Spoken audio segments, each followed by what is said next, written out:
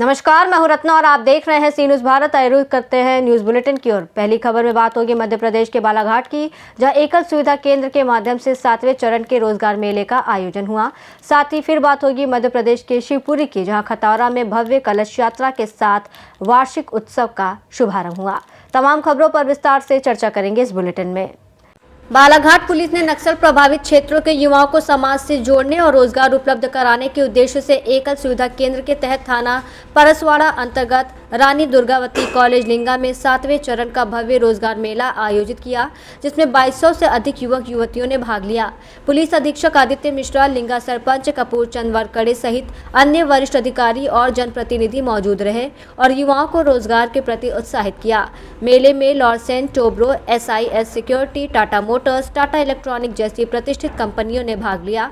Police अधीक्षक आदित्य मिश्रा ने बताया कि इस तरह के रोजगार मेले युवाओं के आर्थिक और सामाजिक उत्थान के साथ क्षेत्र के सर्वांगीण विकास के लिए आयोजित किए जाते हैं और भविष्य में भी नियमित रूप से आयोजित किए जाएंगे। आज हम लोगों ने 7वां चरण जो रोजगार मेले का रखा था, उसमें बहुत बड़ी संख्या में लोग आए और सभी पत्रकार बंधुओं का भी, सभी जनप्रतिनिधियों का भी बहुत बहुत धन्यवाद कि आपने बच्चों को प्रोत्साहित किया। यहाँ पर आके उनके जो सवाल थे उनको आपने एड्रेस किया। मुझे लगता है कि यदि हम 2047 में विकसित भारत की बात कर रहे हैं और देश को विकसित करना चाहते हैं, तो सबसे महत्वपूर्ण चीज़ है कि हमारे युवक युवती जो हैं वो सही प्रोफेशन में आएँ, सही तरीके से आएँ और बेरोजगारी की जो समस्या है उसका हम निदान पाएँ। आज यहाँ पर Larsen and Toubro, CII federation से हायर कंपनी, साथ साथ टाटा इलेक्ट्रॉनिक्स, टाटा मोटर्स, इसी के साथ अन्य मल्टीनेशनल कंपनीज़ के रिप्रेजेंटेटिव्स भी आए थे, जिन्होंने बच्चों को न केवल गाइड किया परंतु क्या क्या एम्प्लॉयमेंट अपॉर्चुनिटीज़ रहती हैं उसके बारे में भी बताया। एक महत्वपूर्ण चीज़ जो आज के डिस्कशन में भी निकल के आई और जो बच्चों को पता चली, वो सबसे इम्पोर्टेंट ये थी कि जो गवर्नमेंट की कई सारी स्किल डेवलपमेंट की स्कीम्स रहती हैं, जिसमें ना केवल बच्चों को एम्प्लॉयमेंट से जोड़ा जाता है परंतु उनका स्किलिंग का भी काम किया जाता है। जैसे हम ITI करते हैं या हम पॉलिटेक्निक की डिग्रीज़ करते हैं, यदि उन्हीं चीज़ों को कंपनी में जॉब सीखते सीखते किया जा सके तो बच्चों के लिए वो डबल बेनिफिट का काम करता है। तो आज ये कंपनी से इनके बारे में बताया और मुझे उम्मीद है कि 5 और 6 तारीख को जो हम लोग के यहाँ से बच्चे जाएंगे एम्प्लॉयमेंट में, उनमें बहुत सारे लोग परसवाड़ा लामटा क्षेत्र के भी होंगे। जब पिछली बार ज़िले में विशेष सहयोग दस्ता की भर्ती हुई थी, तब भी हमने देखा था कि लामटा, परसवाड़ा, चरेगांव, बैयर, इन क्षेत्र के बच्चों में ना केवल जज्बा है, जुनून है, परंतु कुछ कर गुजरने की एक जो मादा होता है वो भी बहुत ज़्यादा था। तो इसलिए हमेशा से आपके क्षेत्र के बच्चों से हम प्रभावित रहे हैं और मुझे लगता है कि इसी के तहत हम लोगों ने विचार किया था कि इस बार परसवाड़ा में ज़रूर किया जा सके, जिससे मैक्सिमम बच्चों तक हम लोग अपना मैसेज पहुंचा सकें। और आपके माध्यम से मैं बच्चों के माता पिता को भी करना चाहता हूं कि देखिए, कोई भी बड़ा काम यदि हम करते हैं तो उसमें चुनौतियां आती हैं, कठिनाइयां रहती हैं, परिस्थितियां हर बार हमारे अनुकूल नहीं रहती हैं, परंतु वो खुद जाएं। अगर उनको ऐसा लगता है कि वो फैसिलिटी देखना चाहते हैं तो हम लोग तो उसके लिए भी प्रोवाइड कराते हैं कि आप अपने जाके खुद बच्चों के फैसिलिटी देख के आएँ कि किस प्रकार से बच्चे रह रहे हैं, उनसे वीडियो कॉल पे बात करें। आजकल सोशल मीडिया का ज़माना है, हर चीज़ों पे वीडियोज़ अवेलेबल रहते हैं, आप सारी चीज़ देख सकते हैं और भ्रांतियों में नहीं आए। ये बात सही है कि जब भी कभी 100, 150, 200 बच्चे जाते हैं तो 1-2 बच्चे ऐसे होते हैं जिनको शायद वो काम की परिस्थितियाँ उतनी पसंद नहीं आती या वो वहाँ पर काम नहीं कर पाते हैं, तो उनके भ्रामक जो वीडियो रहते हैं, मुझे लगता है कि उनकी वो अलग मनोस्थिति रहती है जिसमें वो शायद ऐसे बनाते हो। तो उन बच्चों को भी मैं कोई दोष नहीं देता, परंतु ये है कि युवा एक ऐसी परिस्थिति रहती है कि हर व्यक्ति जो सोशल मीडिया पर रहता है उसको ऐसा लगता है कि मैं अपनी बात कहूँ। हम उनकी बातों को भी सम्मान करते हैं, परंतु हमें ये देखना चाहिए कि भाई अगर 1000 बच्चे गए हैं और उसमें 2 या 3 लोग ऐसे हैं जिनको शायद थोड़ी बहुत परेशानी का सामना करना पड़ा हो, और जीवन में ऐसा कौन व्यक्ति है जिसको परेशानियों का सामना नहीं करना पड़ता। हमने, आपने, आप सब ने अपने जीवन में कुछ ना कुछ परेशानियों का सामना किया होगा।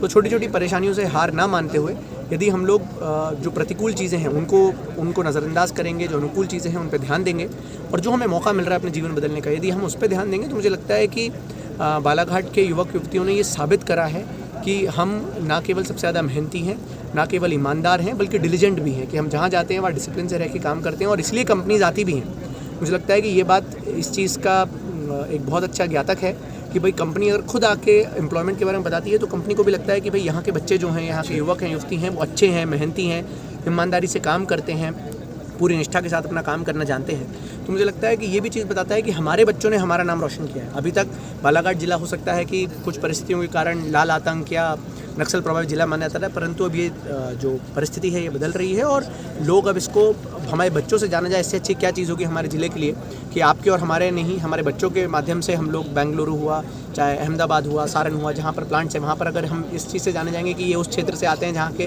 बच्चे हमारे यहाँ नौकरी कर रहे हैं, काम कर रहे हैं, तो मुझे लगता है यही हमारा एक सपना है जिसको साकार करने के लिए पूरे जो कॉर्पोरेट्स के भी लोग आ जाएँ। मैं उनका भी धन्यवाद करता हूँ कि वो आते हैं, अपना समय देते हैं, अपने एक बहुमूल्य समय को हमारे साथ देते हैं और बच्चों से सारी डिटेल साझा करते हैं। हम लोग का सबसे महत्वपूर्ण चीज़ यही रहती है कि कोई भी चीज़ में कोई भी चीज़ छुपाई ना जाए, पूरी पारदर्शिता के साथ सभी चीज़ें बताई जाए, बच्चों को ट्रांसपेरेंसी के साथ बताई जाए, जिससे कि वो एक बेहतर निर्णय लेने की क्षमता रख सकें। बहुत बहुत धन्यवाद। बालाघाट से सीनू संवाददाता विशाल महानंद की रिपोर्ट।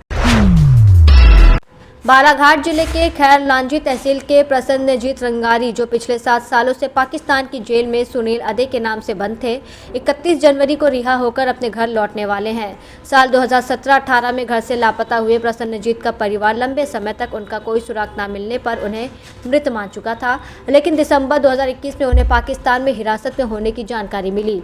वहीं बहन संघ मित्रा ने लगातार विभिन्न अधिकारियों और नेताओं से मदद मांगकर भाई की वतन वापसी के लिए प्रयास किए, जिनका नतीजा सफलता के रूप में सामने आया है। प्रसन्नजीत की रिहाई की खबर 1 फरवरी को परिवार को खैर लॉन्जी पुलिस से मिली और अब वो जल्द ही अपनी मां और बहन से मिलेंगे।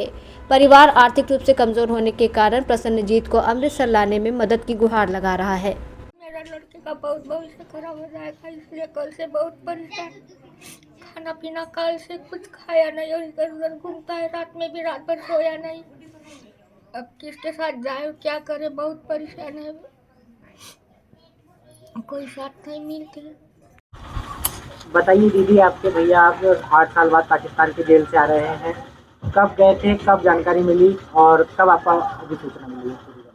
वो 2019 में गए थे और हमें 21 दिसंबर 2021 को पता चला था और अभी उनकी रिहाई 21 जनवरी 2026 में हुई। 4 सालों का संघर्ष रहा हमारा तो छुड़ाने के लिए। कब फोन आया था आपको? किधर से? कि भाई आपका छूट गया। हमको कल फोन आया था रविवार को 1 बजे पुलिस चौकी खैरलांजी से कि आपका भाई रिहा हो चुका है और अमृतसर के थाने में है रखा, आपको लेने आना है। फिर उन लोगों का नंबर भी दिया था, मैंने उनसे बात की अमृतसर वालों से, तो उन लोग बोल रहे थे कि आप इन्हें जल्दी लेके जाओ, पर हम इतनी दूरी पे है कि हम जल्दी जाके ला नहीं सकते, थोड़ा हमको समय लगेगा क्योंकि हम मध्य प्रदेश के बालाघाट जिले में रहते हैं और हमारी यहाँ से बहुत दूरी है अमृतसर के लिए। वही के पास के लोग थे तो 6 लोग चले गए, एक ही वहीं पे बचा है। आपके भाई से बात हुई तो क्या बात हुई? मेरे भाई से बात हुई तो वो बोल रहे थे कि आप मेरी दीदी हो पर आपकी आवाज़ बदल चुकी है, ऐसा बोल रहे थे। बालाघाट से सीनियर संवाददाता विशाल महानंद की रिपोर्ट। महाराष्ट्र में कुछ दिन पहले महानगर पालिका की कार्रवाई के कारण बंद हुआ शोरमा गर्ल एकता सावंत का स्टॉल अब दोबारा शुरू हो गया है। उद्घाटन मनसे नेता अविनाश जाधव ने किया। कार्रवाई के बाद एकता सावंत ने सोशल मीडिया पर मदद की अपील की थी, जिसका संज्ञान मनसे प्रमुख राज ठाकरे ने लिया। अब स्टॉल फिर से चालू है और शोरमा की बिक्री शुरू हो गई है। हालांकि स्टॉल वाले इलाके में फेरी वालों पर प्रतिबंध होने के कारण महानगर पालिका का अगला रुख अहम माना जा रहा है। सुरू झाली आहे, चालू नाही, आनंदाची गोष्ट आहे। याच्यामागे तिला भोगावा देखील लागलेला आहे। मला असं वाटतं की तिच्या मेहनतीचं हे फळ आहे की आज आणि मी खात्रीने सांगतो या माझी संपूर्ण महाराष्ट्र नवनिर्माण सेना आणि सन्माननीय राजसाहेब ठाकरे हे नेहमी तिच्या पाठीशी खंबीर उभे राहतात। दुसरीकडे ज्या ठिकाणी फेरीवाले लोक असे 150 मीटरच्या पुढे आवाजाने अनेक फेरीवाल्यांचा देखील या ठिकाणी विरोध होतोय, त्याला कसं पाहतो? मला असं वाटतं की फेरीवाल्यांचं आंदोलन 2018ला महाराष्ट्र नवनिर्माण सेनेनेच उभं केलं, 17ला बरोबर आहे। त्यावेळेला आम्ही ओरडून सांगत होतो की बाबा 150 मीटरपर्यंत कोणालाच गाडी लावून देणे. याच्या बाबतीत आम्ही पोलिसांचा पाठपुरावा केला, आम्ही रेल्वे पोलिसांचा पाठपुरावा केला, आम्ही कोर्टात गेलो, आम्ही सगळं केलं. आज 2026 चालू आहे आणि 2026ला देखील तशाच प्रकारची परिस्थिती. जर कोर्टाला घेणं देणं नसेल, जर पोलिसांना घेणं देणं नसेल, जर रेल्वे पोलिसांना घेणं देणं नसेल आणि जर बाहेरनं येणारी लोक इथे धंदा लावणार असेल तर एक मराठी पोरगी देखील इथे धंदा लावणार, त्याच्या पाठी आम्ही खंबीर उभे राहणार. नियम सगळ्यांसाठी सारखा आहे ना. त्या दिवशी मी आलो त्या दिवशी किमान 3-3.5 हजार फेरीवाले इथे उभे होते, बरोबर आहे. मग हिच्यावर का बंदी? नियम सगळ्यांना सारखा असला पाहिजे ना. ज्या दिवशी पोलीस खाता नियमाने वागेल ना त्या दिवशी आम्ही देखील नियमाने वागू. थँक्यू.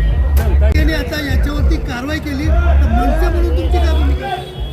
हा, पालिकेने समजा नाही, आता एक कारवाई मिनिट. केली. पालिकेला जर कारवाई करायची असेल तर पालिकेने 2017 महाराष्ट्र नवनिर्माण सेनेचं जेव्हा पहिलं पत्र आलं की 150 मीटरमध्ये असलेल्या गाड्यांवर कारवाई करा, ते 2017 ते 2026 का कारवाई केली नाही याच्याबद्दलचं पहिलं आम्हाला एक्सप्लेनेशन द्यावं लागेल त्यांना. ठीक आहे. आज अचानक एका मुलीने व्यवसाय लावल्याच्या नंतर जर तुम्हाला कारवाई करावीशी वाटत असेल तर आम्ही त्याचा विरोध करू. थँक्यू. आता दुकानाला सुरुवात झाली आहे. अविनाश दादांनी खूप मदत केली आहे मला गाडीसाठी पण. गाडी जी आज उभी आहे आपली नवीन ती त्यांच्याचमुळे. मी जेव्हा गाडी यूज करत होती ती रेंटनी यूज करत होती. दादांनी मला खूप मदत केली. आणि दुसरी गोष्ट, दादांनी मला खूप हिंमत दिली की तू करू शकते. त्यांचं एक म्हणणं आहे जे मी लास्ट व्हिडिओमध्ये लास्ट पोस्टमध्ये टाकलेलं की मराठी लोकांनी बिझनेस करावा, मराठी मुलांनी बिझनेस करावा, ह्यासाठी मी पैसा लावतो, तुम्ही बिझनेस कर, असं वाक्य आहे दादाचं. आणि आज त्यांनी खरंच ते करून दाखवलं. राज ठाकरेंसाठी काय मेसेज दिला? मला एवढंच वाटतं की त्यांनी इथे एकदा व्हिजिट करावं. मी दादाला बोलली होती पण ते बोलले थोडेसे बिझी आहेत, पण जेव्हा पण इथे येईल खूप खूप खूप आनंद होणार. खूप दादा. डोंबिवली से सी न्यूज़ संवाददाता दीपक मोरे की रिपोर्ट। खरगोन में 10 फरवरी से होने वाली हाई स्कूल और हायर सेकेंडरी बोर्ड परीक्षाओं के लिए 95 परीक्षा केंद्रों पर नियुक्ति कलेक्टर प्रतिनिधियों का 1 दिवसीय प्रशिक्षण आयोजित किया गया। जिला शिक्षा अधिकारी एसके कानूड़े और जिला ई गवर्नेंस मैनेजर ने प्रतिनिधियों को निर्देश दिए कि परीक्षा निष्पक्ष, पारदर्शी और अनुशासित तरीके से संचालित हो।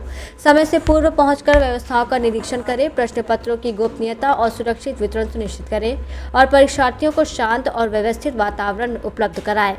उन्होंने कहा कि किसी भी अनुशासनहीनता या अनियमितता पर तुरंत कार्रवाई की जाएगी। बोर्ड की वार्षिक परीक्षाओं के संबंध में था। कक्षा 10वीं और 12वीं की परीक्षा होने वाली है 10 तारीख से। इसके लिए कलेक्टर प्रतिनिधियों का आज प्रशिक्षण था श्रीमान कलेक्टर महोदय के मार्गदर्शन में। तो आज हमने 95 कलेक्टर प्रतिनिधियों को यहाँ पर प्रशिक्षण के लिए बुलाया था और 90% के लगभग उपस्थिति रही है। और कल हम सहायक केंद्राध्यक्षों का प्रशिक्षण रख रहे हैं यहीं पर, ताकि इस तरह की दिशा निर्देश जो मंडल के थे वो हमने उनको बता दिया है। कलेक्टर प्रतिनिधि को बताया कि ऐप के बारे में बताया है कि ऐप कैसे डाउनलोड करना है, परीक्षा केंद्र और थाने की सेल्फी कैसे लेना है, समय से पहले पहुंचना है और मंडल के निर्देश अनुसार कार्य करना है। गत वर्षों के मुकाबले इस बार कोई परिवर्तन हुआ है क्या परीक्षा के लिए? नहीं, उसमें ज्यादा कोई परिवर्तन नहीं है, लेकिन हमने मंडल के निर्देश अनुसार ही ट्रेनिंग दिया है और सबको मैसेज कर दिया है और उपस्थिति भी अच्छी रही है। और कल केंद्राध्यक्ष सहायक केंद्राध्यक्ष का प्रशिक्षण होगा। खरगोन से सी न्यूज़ संवाददाता नीलेश की रिपोर्ट। ललितपुर में भाजपा जिला उपाध्यक्ष धर्मेंद्र पाठक ने प्रदेश के वन मंत्री को प्रार्थना पत्र सौंपकर गौना रेंज के अंतर्गत साल 2022 से खैर के पेड़ों की अवैध कटान की उच्च स्तरीय जांच कराने की मांग की है। उन्होंने आरोप लगाया कि कटान के बाद पेड़ों के अवशेष नष्ट कर दिए गए और रेंजर सहित वन विभाग के कर्मचारियों की संलिप्तता रही। पाठक ने जांच कमेटी गठित कर प्लांटेशन की स्वीकृति, एस्टीमेट और वास्तविक स्थिति की भौतिक जांच कराने की भी अपील की, ताकि दोषियों को दंडित किया जा सके और भविष्य में ऐसी घटनाओं की पुनरावृत्ति रोकी जा सके। ललितपुर से सी न्यूज़ संवाददाता विकास सोनी की रिपोर्ट। नालछा में जनपद पंचायत के नवनिर्मित भवन का भूमि पूजन क्षेत्रीय विधायक कालू सिंह ठाकुर द्वारा किया गया। 5 करोड़ 25 लाख की लागत से बनने वाले इस भवन में नागरिकों को अपने कार्य के लिए सभी सुविधाएं उपलब्ध होंगी। कार्यक्रम में विधायक ने कहा कि धर्मपुरी विधानसभा क्षेत्र में जनता की सुविधा के लिए हमेशा तत्पर रहेंगे। भवन पूजन में सभी जनप्रतिनिधि, सरपंच और वरिष्ठ नागरिक मौजूद रहे। नालछा से सी न्यूज़ संवाददाता अशोक की रिपोर्ट। जिला मुख्यालय से लगभग 8 किलोमीटर दूर लखुंदर नदी के पुल के नीचे बुधवार सुबह एक युवक का शव संदिग्ध अवस्था में मिलने से क्षेत्र में हड़कंप मच गया। घटना की सूचना मिलते ही लालघाटी थाना टीआई अतिरिक्त पुलिस बल के साथ मौके पर पहुंचे और घटनास्थल का निरीक्षण किया। पुलिस के अनुसार मृतक की पहचान राजेश मालवीय पिता लालजी मालवीय निवासी बामनिया खेती के रूप में हुई है। पुलिस ने शव को पोस्टमार्टम के लिए भेजते हुए मामले की जाँच शुरू कर दी है। शाजापुर से सी न्यूज़ संवाददाता यूसुफ खान की रिपोर्ट। खतौरा नगर में वर्षानुसार मां गायत्री 24 कुंडीय यज्ञ श्री कृष्ण मंदिर प्राण प्रतिष्ठा और श्रीमद् भागवत कथा के अवसर पर भव्य कलश यात्रा के साथ वार्षिक उत्सव का शुभारंभ किया गया। हजारों श्रद्धालुओं ने कलश यात्रा में भाग लेकर ढोल नगाड़ों और जयघोष के बीच नगर को भक्तिमय कर दिया। कार्यक्रम में 4 फरवरी से 11 फरवरी तक आयोजित होगा, जिसमें प्रतिदिन प्रातः यज्ञ और श्री राजेश जी महाराज की श्रीमुख से भागवत कथा होगी। 7 फरवरी को श्री राधा कृष्ण नवीन मंदिर की प्राण प्रतिष्ठा और 11 फरवरी को पूर्णाहुति और विशाल भंडारे का आयोजन किया जाएगा। क्षेत्र के जनप्रतिनिधियों, श्रद्धालुजन और ग्रामवासियों की सक्रिय सहभागिता कार्यक्रम को सफल बनाने में सराहनीय रही। शिवपुरी से सी न्यूज़ संवाददाता विनोद सिकरवार की रिपोर्ट। खबर कैमूर जिले के मोहनिया नगर पंचायत से है, जहां स्टेशन रोड स्थित बैंक ऑफ बड़ौदा शाखा में रुपए चेंज कराने के नाम पर लाल मुनि देवी ने 25,000 निकासी की। उनके बेटे संजू कुमार के साथ मौजूद महिला से 3 अज्ञात आरोपियों ने 25,000 नकद लेकर केवल 7,000 दिए और बाकी 19,000 लेकर फरार हो गए। घटना के बाद बैंक में अफरा तफरी मच गई। पीड़िता ने स्थानीय थाना में शिकायत की और पुलिस मौके पर पहुंचकर जांच में जुट गई है। कहाँ घर बा? भारखर। अच्छा, बैंक के अंदर घटना घटला ना? बैंक के अंदर घटना घटला। अब हम तही देखी हयो नहीं छे मेटर बैंक के अंदर एकदम हम निकाले खातिर नहीं फेनो के हम निकाल दें जाए। अच्छा, और पैसा निकाले खातिर बगल में बैंक में नहीं है, सीएसपी में? त ई कने गिनाई देखत हुआ पैसा गिनत काहे हुआ, तब देखला त कहना अरे मैं पैसा त कुल लेके भागल साला। अभी का कहत हुआ सैनिक के अंदर गई नहीं, कंप्लेन करी है तो बैंक में? अब हम तो रोत है हम के भगा देना हो जाए। अब लड़का के जे कुछ कल हम नहीं जानते हैं। कैमूर से सी न्यूज़ संवाददाता राम प्रवेश तिवारी के साथ नन्हे तिवारी की रिपोर्ट। बुलेटिन में फिलहाल इतना ही। देश और दुनिया की तमाम बड़ी खबरों के लिए आप देखते रहिए सी न्यूज़ भारत।